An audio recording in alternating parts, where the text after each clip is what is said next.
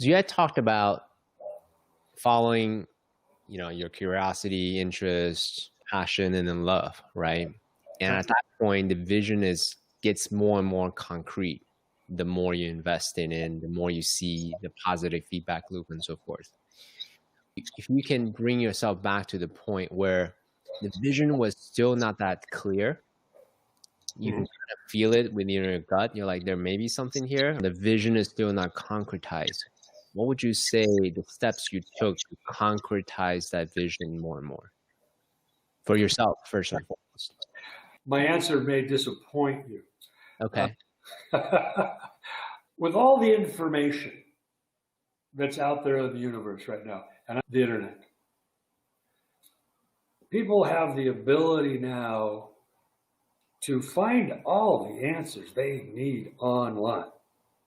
The creativity of it, the open-mindedness of life, the curiosity is stifled.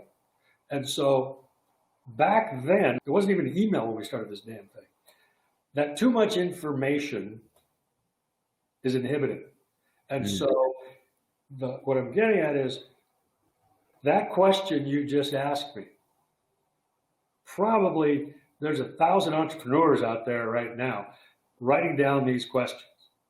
And they're saying, okay, how can I concretize, whatever word? Because on Shark Tank, they have all the questions you're supposed to know. All the business questions you're supposed to be able to answer. That's bullshit. Somebody's sitting there going, I've got a great idea for a business. Oh, but wait a minute. I've got to answer the shark's answers before I get started. That is debilitating. Trying to articulate your mission, your vision, your goal, your dream, get your market plan, your business plan. Where are you going to find your financing? What are you going to sell? How much are you going to sell it for? I mean, that's just the exit strategy. Yep, all that stuff. No, that's the exit strategy. There you go. There, exit strategy. That alone is enough to drive somebody crazy, or at least not them make the right choices for themselves and the product. But the point is, my God, there's so much information that there's a ton of people out there saying, forget it. I can't do this. I don't have these answers. My kids call this a Rob answer. I could have answered your question like in 2 sentences, but I tend to do whatever the hell. Perfect. Yeah. That was actually a defensive apology, so I apologize for that. But it's like there was no definitive answer. And I've always wondered if the internet was alive now, or if I had the access to information, what did that look like? Would Pictionary have happened? Would it have been what it was? And I know the answer is no. I know the answer is no. And not just because of technology.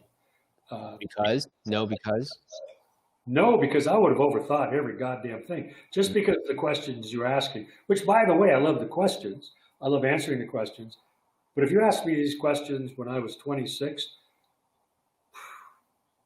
these terms would have been so foreign to me that it would have thrown me off my game, pun intended. And so I'm going to go back and actually watch this podcast, because you're asking me questions that are logical, and I know I would like to know for myself so I can tell other people, because that's what people want to hear. Use the resources.